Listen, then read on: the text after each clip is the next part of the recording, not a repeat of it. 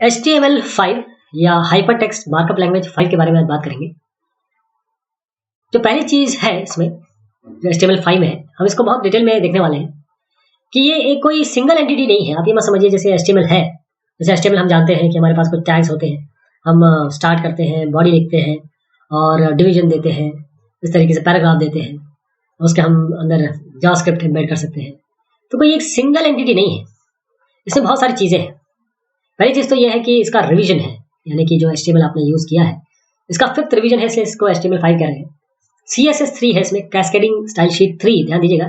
HTML5 और 5th revision यानी 5 और CSS3 और साथ में जावास्क्रिप्ट की बहुत सारी APIs है, एप्लीकेशन प्रोग्रामिंग इंटरफेसेस है। और ये आपको HTML क्या था, अगर आप लोग में से किसी को भी HTML का आइडिया है तो आपको एक स्टैटिक पेज बनाने के लिए मदद करता था। लेकिन यहाँ पर आपको HTML5 में मल्टीमीडिया एक्सपीरियंस मिलेगा। और पहले क्या था, जिस टेक्नोलॉजी के पहले, जैसे मैं आपको बता रहा हूँ कि जो एक्सपीरियंसेस थे वो केवल आप डेस्कटॉप पे आप एक स्टैटिक पेज पर वगैरह बना सकते थे, बट बहुत सारी चीज़ इसमें डेवलप हुई है। अब HTML5 से डेवलपर्स, खासतौर पे जो डेवलपिंग में इंटरेस्टेड है, वो अपने ऐप्स बना सकते हैं, वेबसाइट बना सकते हैं, और वो एकदम डेस्कटॉप एप्लीकेशन की तरह काम करेगा। जैसे आप, मैं पूरा तो नहीं कहूँगा कि आप VC++ में जैसा प्रोग्राम बना सकते हैं वैसे इसमें बना सकते हैं, लेकिन फिर भी आप एक वेब प्लेटफॉर्म के लिए यूजर्स अगर आपके बहुत सारे हैं, उसके लिए आप HTML5 और CSS3 का उपयोग कर सकते हैं। अब ऐसा नहीं है कि आप बहुत सारे मल्टीपल डिवाइसेस के लिए आप डाउनलोड करें ऐप को, बस वो आप they can start an app just by clicking a button. और आपको अपडेट के बारे में भी जानना नहीं है, क्योंकि ऑटोमेटिक अपडेट वगैरह सब इसमें आपको मिल जाएगा बैकग्राउंड में। एक एस्पेक्ट इसका बताता हूँ HTML5 का, कि पहले तो आप ऐप्स बना सकते हैं, दूसरा कि आप चाहे कनेक्टेड हो इंटरनेट से या ना हो, ऐसा भी आप यहाँ पर ऐप्स बना सकते हैं, यानी कि ऑफलाइन भी हो तब भी चलेगा। तो ट्रिक क्या है इसमें कि आप जो एसेट या जो कंटेंट है इसका, वो लोकली अपने सिस्टम पे, अपने कैश में स्टोर करेंगे। एक बार जब ये स्टोर हो गया और ऐप काम करना शुरू हो गया, तो चाहे ये ऑनलाइन हो चाहे ना हो, कम से कम काम ये करेगा।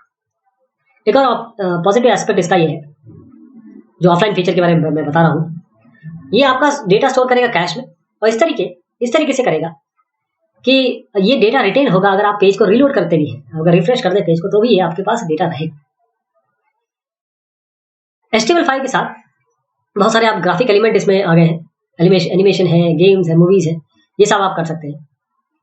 अब देखिए, जो इंटेंस ग्राफिक्स क्या होता है, जिसमें लाइटिंग होगी, शेडो होगा, स्पेशल इफेक्ट, वेक्टर ग्राफिक्स, ये भी सपोर्टेड है। ये बहुत बड़ी बात है, क्योंकि इसके लिए आपको स्पेशल ग्राफिक कार्ड वगैरह चाहिए होते हैं। अब क्या है, वेब वगैरह आपने सुना होगा, तो थोड़े हल्के लेवल पे, यानी कि कंप्यूटेशनली इतना एक्सपेंसिव ना होकर आप के पास ये सब इंटेंस ग्राफिक मिल सकती है। क्यों, इसमें जावास्क्रिप्ट इंजन में काफ़ी एडवांसमेंट हुआ है, और ये इन सारे एप्लीकेशन को रन टाइम पे चलाने, रियल टाइम पे चलाने में सक्षम है। तो इसके लिए आपके पास हार्डवेयर एक्सेलरेटेड रेंडरिंग ये यूज़ करता है। मॉडर्न ब्राउजर जो है वो आपकी जो ग्राफिक रेंडरिंग है उसको यूज़ करता है। इससे क्या होता है कि जो आपकी ट्रांजिशन है या फिर रेंडरिंग है, यानी कि 3D को 2D में दिखाना, ये बहुत अच्छे से स्मूथली आपको मिलेगा। यानी कि इसका मतलब जो मैं बताना चाह रहा हूँ ये है कि ब्राउजर ये GPU यूज़ कर रहे हैं। बहुत बड़ी बात है, ये ग्राफिकल प्रोसेसिंग यूनिट को ब्राउजर यूज़ कर रहा है, ताकि आपके जो कंप्यूटेशनल टास्क है और यूजर एक्सपीरियंस, क्योंकि यूजर क्या चाहता है, यूजर एक बार देखे और बोले क्या चीज़ मिली है, मजा आ गया। ऐसी चीज़ कब मिलेगी आपको, जब उसको आप परफॉर्मेंस दें, जब उसको कोई ग्लिच ना मिले, यानी कि कोई रुकावट ना हो, कोई ब्रेकिंग ना हो। HTML5 के टैग्स हैं, ये पूरे के पूरे जो HTML4 है, जो इसका पिछला वर्जन है जो आप लोग यूज़ करते हो, उसे कंपैटिबल है। और तो इसलिए आपको कोई चिंता करने की जरूरत नहीं है। और जो पहले के HTML स्ट्रक्चर और फॉर्मेट है उसको रिटेन किया गया है। नए टैग इसमें डाले गए हैं, जैसे ऑडियो टैग है, जैसे मैंने आपको मल्टीमीडिया एक्सपीरियंस आपको मिलेगा। तो ऑडियो है, वीडियो है, कैनवस है। ऑडियो आपके साउंड के लिए, वीडियो आपका वीडियो प्लेबैक के लिए। अब आपका ऐसा नहीं कि कोई तीसरा रियल प्लेयर या कुछ ऐसा जो एडोब का आता है वो आपको आपका ब्राउजर दिखा रहा है कि कैन नॉट प्ले, आपने ये प्लगइन डाउनलोड नहीं किया, ये सब चीज़ों से आप बचेंगे। कैनवस डायनेमिक ग्राफिक के लिए। तो HTML5 आपको SVG, ये वेक्टर ग्राफिक है, और मैथमेटिक्स मार्कअप लैंग्वेज, ये HTML आपको अलाउ करता है कि SVG और ML ग्राफिक्स ये भी आप एम्बेड कर सके और HTML कंटेंट में डाल सके। बहुत बड़ी बात कह रहा हूँ मैं, मतलब इतनी बड़ी चीज़ है जिसको जो वाकई में SVG और ML जानते होंगे, वो जानते हैं कितनी बड़ी चीज़ है ये, कि एक ब्राउज़र में इसको लाना और ब्राउज़र का जीपीयू सेट वो होना, अटैच होना। तो इसलिए अब आप जो कॉम्प्लेक्स इमेजरी है इसके कारण आप कॉम्प्लेक्स इमेजरी को भी दिखा सकते हैं। कोई थर्ड पार्टी प्लेटफॉर्म जो मैं आपको बता रहा था, इन सब के लिए पहले थर्ड पार्टी प्लेटफॉर्म चाहिए होता था। अब आपको सब कुछ HTML मिलेगा। आप SVG इमेजरी जो वेक्टर ग्राफिक की मैं बात कर रहा हूँ, जावास्क्रिप्ट से इसको मैनेज कर सकते हैं और आप उस इमेज के सारे एस्पेक्ट को भी चेंज कर सकते हैं। HTML5 के साथ ऑडियो डायरेक्टली आप अपने पेज पे चला सकते हैं। और ये भी ध्यान रखना होगा कि कई चीज़ें इसमें है जो कोडेक्स आएंगे, क्योंकि ये कोडेक्स तो आपको करने पड़ेंगे। कोडेक्स मतलब होता है ये कोडर डिकोडर जो होता है पर्टिकुलर एक ऑडियो चलाने के लिए, तो आपको ये चेक करना पड़ेगा कि ये कोडेक आपके सिस्टम में है कि नहीं। वीडियो भी मैं बता रहा हूँ कि वीडियो भी आप डायरेक्टली वेब पेज में डाल सकते हैं। अब सीधा आप जैसे ऑडियो कोडेक की बात कर रहा हूँ तो वीडियो कोडेक भी आपको देखना पड़ेगा ब्राउजर के हिसाब से। नए और फॉर्म एलिमेंट्स, क्योंकि फॉर्म्स बनते हैं HTML में, आपने देखा होगा नए फॉर्म एलिमेंट इसमें आ गए हैं। तो कोई आपको टाइप है जो आप इनपुट करेंगे, input then rely upon the browser to execute it, यानी कि ऐसे फॉर्म एलिमेंट्स आ गए हैं जो आपको it will display allow you to display a given type of input then rely upon the browser to execute it. तो अब आपको ब्राउजर पे रिलाई नहीं करना है और जो कुछ इनपुट ऑप्शंस है वो है जैसे टेलीफोन नंबर, ईमेल, ये तो होना ही चाहिए, ये ऑलरेडी आपको मिल गए हैं। डेट, टाइम, कलर, ये तो एक बेसिक चीज़ें हैं जो आजकल अमूमन हर चीज़ में आती है। कैनवस एलिमेंट में जैसे आपको बता रहा हूँ कि इसमें आप जो डायनेमिक स्क्रिप्टेबल ग्राफिक्स है वो रेंडर कर सकते हैं। रेंडर करना मतलब ये होता है कि आप उसको जैसे 3D से 2D दिखाना है आपको, या उनके ऊपर मैथमेटिकल एप्लीकेशन करने हैं, वो सारी चीज़ होती है। जावास्क्रिप्ट आपके पास तो है ही है, आप कलर कंट्रोल कर सकते हैं, वेक्टर पिक्सल अपने कंट्रोल कर सकते हैं और कॉम्प्लेक्स विजुअल इफेक्ट्स आप दे सकते हैं। सिमेंटिक जो मार्कअप टैग्स है ये एक अलग से एडवांस है, जिसमें which allow to structure your content. इस तरीके से आप स्ट्रक्चर कर सकते हैं कि स्ट्रक्चर कुछ मीनिंग रखे, इसे हम सिमेंटिक कहते हैं। जैसे आपके पास क्या क्या था आपको याद है, बॉडी, पी और इस तरीके से बी। तो अब आपके पास आर्टिकल है, सेक्शन, हेडर, फुटर। एक आपने वर्ड में जब से देखा होगा या पीपीटी बनाते हैं, प्रॉपर एक आपका एक सिमेंटिक मार्कअप एक पेज बनता है जिसको आप प्रॉपर पेज कहते हैं। तो उसके लिए आपके पास हेडर, फुटर, ए साइड, नेविगेशन, फिगर, ये सब चीज़ आ गई है। तो आप केवल वो जो चीज़ें थी उसके अलावा, पिछली जो चीज़ें थी उसके अलावा एक नए तरीके से आप अपना एक वेब पेज डिजाइन कर सकते हैं। तो इससे क्या फायदा होगा, सर्च इंजन, सेग्रीगेटर्स, ये सब भी आप डाल सकेंगे। डॉक टाइप जो था उसको काफ़ी सिंप्लीफाई कर दिया गया है, यानी कि HTML5 डॉक्यूमेंट्स अभी एक वैलिड XML स्ट्रक्चर्स है। HTML5 की जो कंटेंट है वो XML बेस्ड है। XML होता है एक्सटेंडेड मार्कअप लैंग्वेज। ये बहुत बड़ी चीज़ है। पहले ये एक सिंपल तरीके से डेवलप हुई थी, लेकिन अब ये डेटा इंटरचेंज का एक डिफैक्टो स्टैंडर्ड बन गया है। तो XML का भी इसमें उपयोग है, डॉक टाइप को काफ़ी सिंप्लीफाई कर दिया गया है। थोड़ा सा आप HTML की हम जरा हिस्ट्री देख सकें। 1991 में HTML पहले बार पब्लिश हुआ था, फिर HTML 2.0 आया 1995 में, 1997 में HTML 3.2 आया, फिर 1999 में HTML 4.0.1 आया। हम यहाँ पर हैं। तो 4.0.1 में जब ये रिलीज हुआ तो इसका फोकस गया XHTML पे और कुछ जो स्टैंडर्ड से काफ़ी स्ट्रिक्ट हो गया, मतलब उसके स्टैंडर्ड से काफ़ी स्ट्रिक्ट कर दिए गए। 2000 में HTML 1.0 आया, क्योंकि मैंने कहा कि यहाँ से हम HTML की तरफ मुड़े। फिर 2002 से 2009 के बीच में XHTML 2.0 रहा। जैसे मैंने कहा कि 1.0 से 2.0 और भी स्ट्रिक्ट हो गया, और जो कंप्लाई नहीं करते थे वेब पेज उनको बिल्कुल मतलब कैटर ही नहीं किया गया। लेकिन 2009 में इसको खत्म कर दिया गया। HTML5 काफ़ी टॉलरेंट है और जो पुराने वर्जन से उनको भी मैनेज करता है, हैंडल करता है। HTML5 2012 में जो इसको ऑफिशियली 2012 में इसको पब्लिश किया गया, लेकिन इसका डेवलपमेंट जो है 2004 से शुरू हो गया। HTML5 एक नया वर्जन है, फिर से हम इसको दोबारा देखते हैं ताकि और जानकारी आपकी बढ़े।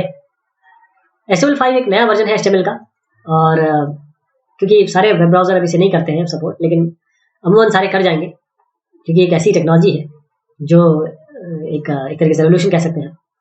तो पुराने तो है ही इसमें HTML, स्ट्रिक्टर XHTML की चीज़ें तो हैं ही इसमें।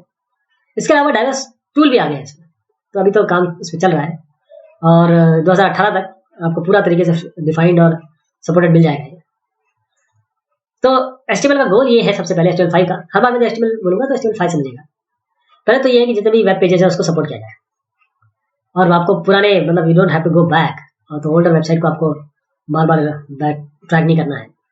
कोई एक्सटर्नल प्लगइन जैसे मैंने आपको बताया कि एडोब फ्लैश नहीं है, चल नहीं रहा आपका, तो वो सब की आवश्यकता नहीं होगी। सिमेंटिक डेफिनेशन जैसे मैंने आपको बताया पहले, बड़ा अच्छा हो गया है। और जो रेंडरिंग है वेब कंटेंट का, ये यूनिवर्सल और इंडिपेंडेंट कर दिया गया है डिवाइस के तहत। पहले क्या डिवाइस पर डिपेंडेंट होता था रेंडरिंग, और जो आजकल के वेब डॉक्यूमेंट्स है उनको बहुत अच्छे से कंसिस्टेंट फैशन में और अच्छे तरीके से इसको हैंडल करता है। नए एलिमेंट जैसे मैंने आपको बताया उसमें कुछ और यहाँ जोड़ दिए गए हैं, आर्टिकल से लेकर figure caption, navigation, mark, time, ये सारी चीजें आपके पास है। ये कुछ ही एलिमेंट यहाँ दिखाए गए हैं, बहुत सारे हैं HTML5 में। बिल्ट इन ऑडियो वीडियो तो मैंने आपको बताया विदाउट प्लगइन्स, कंट्रोल और एट्रीब्यूट्स बढ़ गए फॉर्म के। कैनवस यानी कि आप डायरेक्टली ड्रॉ कर सकते हैं आपके वेब पेज में। ड्रैग एंड ड्रॉप फंक्शनलिटी यहाँ से उठा के वहां डाल दीजिए। CSS3 इसके साथ है, CSS का एक पावरफुल वर्जन है, लेटेस्ट। वेब डेवलपर के लिए बहुत एडवांस फीचर है, जैसे डेटा स्टोरेज, ऑफलाइन एप्लीकेशन, जैसे होता है ऑफलाइन भी आप काम कर सकते हैं इसमें। तो HTML5 का जरा एक लुक दिखाता हूँ आपको। आपको याद होगा डॉक टाइप HTML में कैसे होता था। डॉक टाइप कुछ इस तरीके से होता था, और लेकिन इस HTML5 में आपके पास एक डॉक टाइप डिक्लेरेशन है, बहुत सिंपल है। जैसे आपने डॉक टाइप HTML किया, आपके पास केवल 15 कैरेक्टर की जरूरत है, इतना सब कुछ करने की आवश्यकता नहीं, लंबा चौड़ा याद कैसे रहेगा। कोई गलती होगी तो क्या करेंगे, कॉपी पेस्ट करेंगे, कोई गलती होगी क्या करेंगे, उसके लिए आपके पास केवल ये 15 कैरेक्टर है, बस इसी से काम चलाए और इतना ही काफी है। तो डॉक टाइप आपको करता क्या है, ये ब्राउजर को बोलता है कि कौन सा टाइप, कौन सा वर्जन डॉक्यूमेंट का आप एक्सपेक्ट करें, इसीलिए इतनी सारी चीजें आपको लिखनी पड़ती थी। तो ये मेरे ख्याल से आज के बाद जितने भी फ्यूचर वर्जन होंगे HTML के, ये सिंप्लीफाइड ये वाला वर्जन ही यूज करने वाले हैं। HTML एलिमेंट की बात करें तो HTML एलिमेंट में देखिए डॉक टाइप तो हो गया, डॉक टाइप हो गया। अब HTML की बात करेंगे क्योंकि HTML से शुरू होता है। पहले कैसा दिखता था ये, अब ये सिंपली आपने HTML लैंग्वेज EN इंग्लिश के लिए कर दिया। अब आप इंटरेस्टेड नहीं भाई हम तो जर्मन करेंगे, तो DE लिख दीजिए EN की जगह। तो जो लैंग एट्रीब्यूट है HTML के अंदर, यहाँ HTML के अंदर आपको लैंग एट्रीब्यूट दिख रहा है, ये आपको बताएगा कि लैंग्वेज किस उसमें कंटेंट किस में होगा। तो ये रिक्वायर तो है नहीं क्योंकि ऑब्वियसली बाय डिफॉल्ट तो ये नहीं लेगा वो, बट स्पेसिफाई करेंगे तो ज्यादा अच्छा है, तो सर्च इंजन और जो स्क्रीन रीडर्स है इसको अच्छे से देख पाएंगे। अब हेड सेक्शन आ गया, आपको HTML का थोड़ा बहुत आइडिया होना चाहिए तभी आप इसको अच्छे से समझ पाएंगे। हेड के अंदर देखिए टिपिकल HTML का हेड सेक्शन होता था पहले, हेड है, मेटा HTTP इक्विवेलेंट है, टाइटल है, लिंक है, हेड।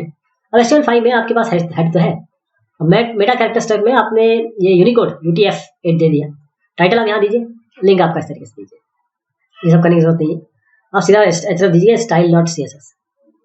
तो आप इसको नोटिस करें कि जो सिंप्लीफाइड कैरेक्टर सेट डिक्लेरेशन में आपका CSS भी बहुत शॉर्टर है, ये भी शॉर्टर हो गया है, और जो ट्रेलिंग स्लैशेस है दोनों लाइनें के उसको हटा दिए गए। जो ट्रेलिंग स्लैशेस देख रहे हैं ना, ये जो आखिर में होता था इसको हटा दिया गया है, अभी आपको नहीं मिलेगा, बहुत आसान कर दिया गया है ताकि गलतियां कम हो। ये एक बेसिक पेज है HTML5 का। तो जो हमने अभी सेक्शन देखे उनको सबको अगर मैं मिला दूं तो एक बेसिक पेज इस तरीके से बनेगा। अब इसके अंदर बॉडी सेक्शन और डाल दिया गया है, मतलब बॉडी सेक्शन तो होता था, मैंने बॉडी सेक्शन यहाँ पर दिखाने की कोशिश की। इसमें पैराग्राफ है HTML5 is fun। देखते हैं कि ये आपके वेब ब्राउजर पे कैसे दिखने वाला है। ये वेब ब्राउजर पे इस तरीके से दिखेगा, बिल्कुल सिंपल है, इसमें कुछ भी नहीं, ऐसा कुछ स्पेशल नहीं हुआ है, केवल एक बॉडी लिख दी गई, एग्जैक्टली सेम वैसे लग रहा है जैसे HTML में था। तो बगैर आप सोर्स कोड, आप जब तक व्यू सोर्स विच पेज सोर्स नहीं करेंगे आपको पता नहीं चलेगा कि HTML5 है या XHTML है। तो ये आप यानी कि आप बिल्कुल आपको ऐसी चिंता करने की जरूरत नहीं है क्योंकि बैक कंपैटिबल भी है, नया है, वैल्यू डालते रहिए। तो ये मैंने बेसिक आइडिया दिया आपको HTML5 में क्या क्या है। वैसे तो HTML5 एक अपने आप में एक सागर है, उसको जानना, लेकिन अगर थोड़ी सी जानकारी चाहिए बेसिक तो उसके लिए मैंने कोशिश की आपको बताने की। बहुत शुक्रिया, बहुत मेहरबानी आप सभी की।